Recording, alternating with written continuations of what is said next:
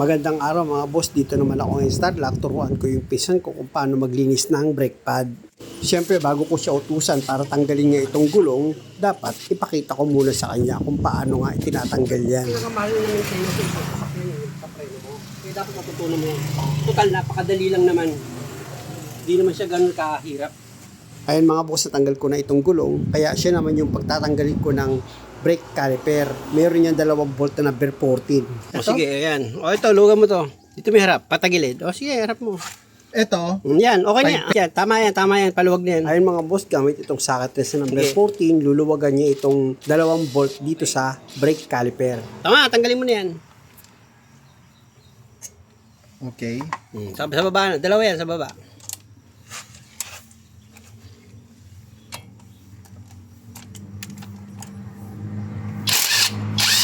Okay, tanggal na. O, iangat mo na ngayon to. Iangat mo. Ayan, pinapaangat ko na ngayon yung brake caliper. Ito? Angat mo. Oo, angat mo. Baka Sige. masira ko Hindi Oo. Tapos? Sige, todo angat. Kung bibita, mabigat yan. Patong mo rito.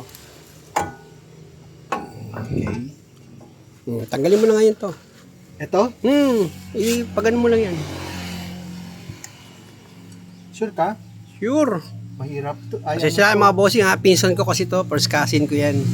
Gusto ko siyang matuto. Kasi masyado siyang namamahalan dito. Hindi, pag ganun, biglayin mo. Yan. Yan, Naputol? Diba? Hindi, ganyan talaga yan.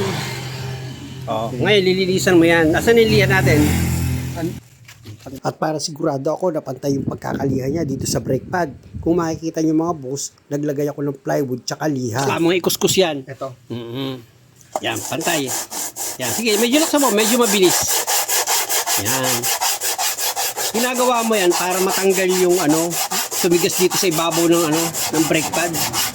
Mapapansin mo dyan, medyo maglalight na yung kulay niyan. O, di ba? Naglalight na siya. Pinalagyan ko nga ng plywood dito sa ilalim para sigurado ako na kapag hilihan niya itong brake pad, pantay. Kaya ako kasi mga bossing, siyempre, kabisado ko na yan kung paano paglihan ng pantay dito sa brake pad. Kahit na wala akong pagpapatungan na pantay. Op! Yan, ayan. O, tingnan mo, naglight na siya, di ba? Okay. Can we check the difference? Sige, tingnan mo. Tingnan mo yung mga parang itim-itim dito sa ibabaw. Ayan yung matigas yung itim-itim, ayan kung iyaano nyo, ayan yung mga itim-itim, ayan, nagpo-produce ng ingay, ganon.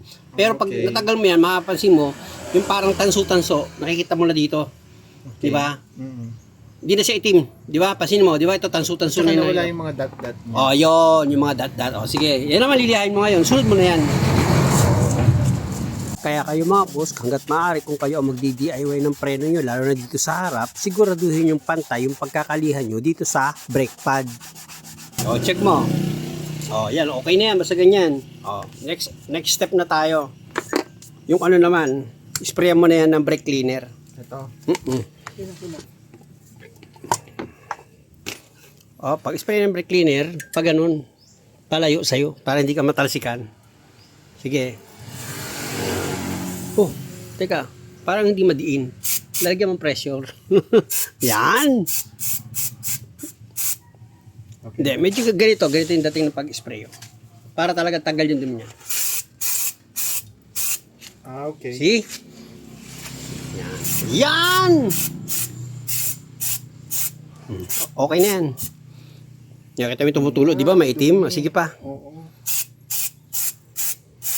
Kasi mas may pressure pag ganyan Oo.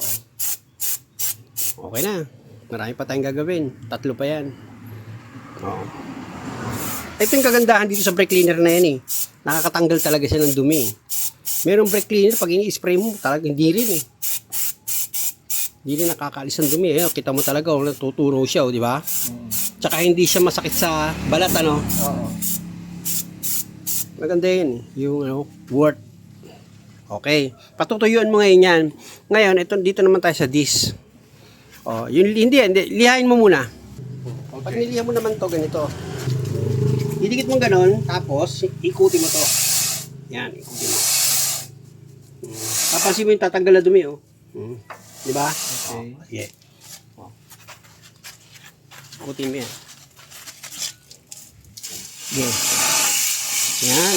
Okay yan. O, sa kabilang side naman. Dito?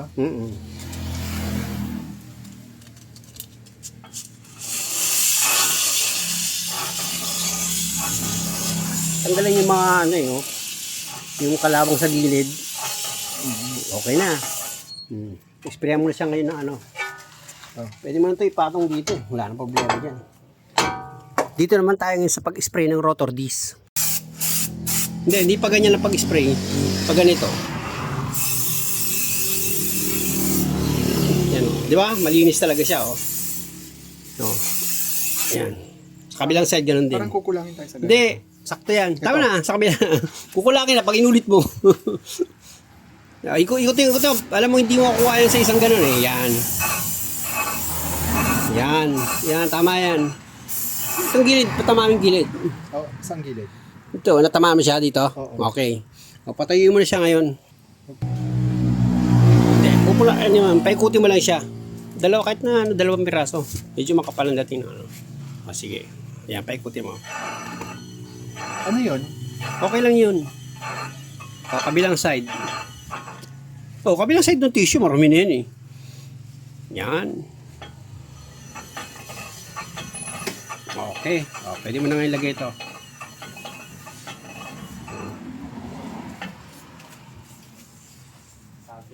Okay. Palatandaan na ito yung sa loob. Papapansin mo, may bilog eh, di ba? Oo. O, ayan, dyan, side na yan. O, sa paglagay niyan, ganito, tignan mo muna sa akin, para alam mo ha. O, dito ka. Ayan o. I-ayos ko muna itong camera mga boss para makita nyo kung paano ko ilalagay itong brake pad. Sa paglagay ng brake pad nito mga boss, unahin nyo dito sa baba. Ayan o. Pasin mo to, yung clip. Ayan o. Tulak mo yan o. O, kita mo di ba? Oo. Tinulak ko. O. Ayan o. O. Di ba pasok? Diba? Sa ibabaw. O. Ito sa ibabaw. Sapat na siya di ba? Pasok na siya. O, tulak mo lang yan. O, di ba mga boss, nakita nyo, napaka-basic lang naman. Sa kabila, ganun din. Bali, ima-manual mo yung ano, lock niya. Ito, ayan. Ima-manual mo na lang sa pagtulak. O, tutulak mo muna yung ano. Ihuli mo na yon para hindi ka masyadong maligaw. Sa baba, magsimula. Sa baba. Actually, ganito dapat pasok mo. Para di ka mahirapan. Ayan, pag yan. Chick! Yan o, yan. O, yan o. Tingnan mo, sa baba ka magsimula. Pasimulang ganon, pasimulang ganyan. Tapos sa taas. Tapos, pwesto mo sa taas. Diba? Tutulak ka niya sa baba. O, pag tulak mo sa baba, puposisyon mo to gamit ka ng flat screw. Gaganon mo siya. Tulak mo. Pag ganon. Pag ganito. Pag ganyan ang tulak. Para may pasok mo sa loob.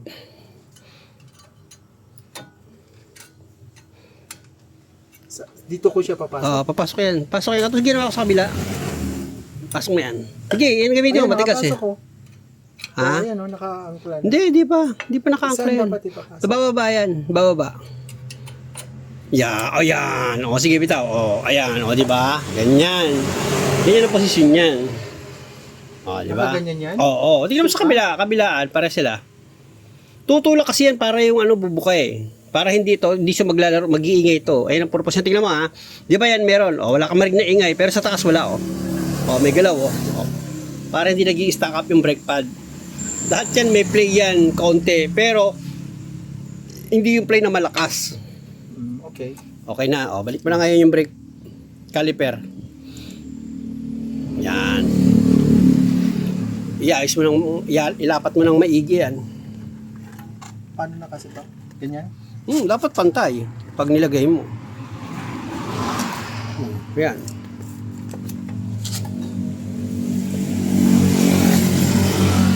Pantay, hawak, dalawang kamay. Pag naglagay ka, siyempre dalawang kamay. Ganito, oh. Para hindi ka mahirapan. Ganito. Ako muna. Yan, ganyan. Ah, hindi nakapasok dito sa kabila. Saan? Dito. Ano hindi nakapasok? Dapat ganyan. O di, yan mo to. Hindi naman to stock eh. Maluwag to eh. Oh. Sa baba. Pag stock lang yan, dyan mo gagalawin. Pero pag hindi naman siya stock, huwag mo na galawin. Yun. Okay. Okay. Tapos, Dalawang tornilyo. Papakapit mo muna yung dalawang tornilyo. Huwag muna yan. Wala, last na yan, last na yan. Last na yan. Ito muna, pakapit mo muna.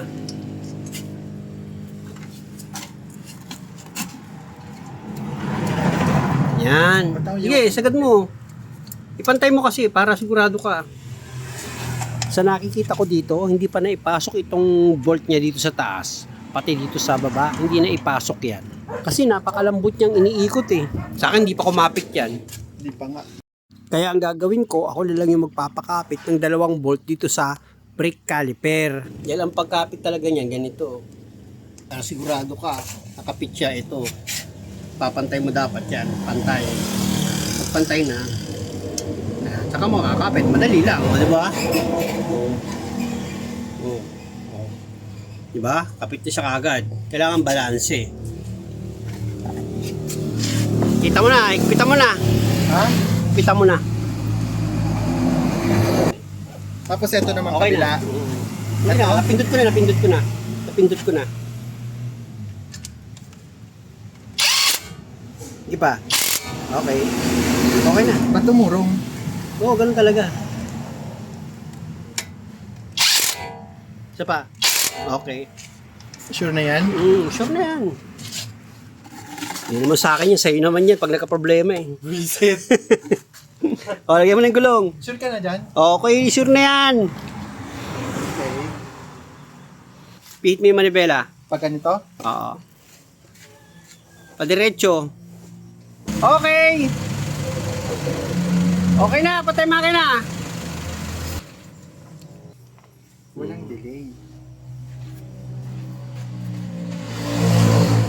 Pag Hindi, papanoorin mo na naman yung video pag ikaw ang gumagawa, alam mo na eh. Oh. Settle mo lang. Oh, di ba? Ganun lang eh. Oh, lagyan mo na ng mga nut. Siya nga pala mga bossing sa kabilang side, hindi ko na ipapakita dahil nga sa same procedure lang naman ng paggawa. Wala namang pagkakaiba. Basta lagi nyo lang tatandaan, sasamahan nyo lagi ng pag-iingat pag kayo ang nagdi-DIY ng sasakyan nyo. Kung magja-jack naman kayo mga bossing, dito kayo magja-jack kung ganitong klase sasakyan nyo. Ayan oh, may patungan naman siya ng jack eh. Oh. Yan. Tandaan nyo Oh. Diyan naka-jack yan. Oh, tingnan nyo. Oh. Baka gusto nyo makita kung saan ako nag-i-edit ngayon or nagbo-voice over. Dito ako ngayon sa bukid mga boss. Katabi ko yung kambing na makulit. Kanina pa ako sinusuwag nito eh. Ayan, tapos na ako. Siya naman ngayon yung kukulitin ko. Nagagalit sa akin yan dahil nga sa ang tanghalian ko, sinampalukang kambing. Tapos, nagpakilaw pa ako. Eh di wow. Kaya nga kung makikita nyo, andito lang yan sa harapan ko, nakatitig sa akin. Sabi niya, walang hiya ka, kinain mo yung papa ko. Kaya gaganti raw siya. Kung makikita nyo, pinurmahan na ako. Turuan nyo. Oo. Kakalderitehain kita. Bah, lakas ah. Dalawa yan sila mga boss eh, nagalit sa akin. Lapitan natin yung isa mga boss. Ano? Ha? Ito pa yung isa eh, oh. Ano, ha? Kakatayin ka na rin? Ano masarap luto sa'yo? Kaldereta? Dereta? Laki mo ka muna, ha? Gigil ka? Ha? Dulo ka, ha? Talas yung sungay mo, oh. Toro. Ayaw. Yung isa nanunuwag, eh. Yan yung isang makulit. Yung sana yung pukulitin ko, ayun, oh. Yung baka. Kaya lang, hindi natin kaya yan, mga boss. Baka mapaaga ako dyan pag yan ang kinulit ko. Huli mga boss, maraming salamat sa panonood. Sana nakakuha kayo ng idea at kung maaari, huwag nyo naman sanang kalimutang mag-subscribe sa channel ko. Maraming salamat ulit.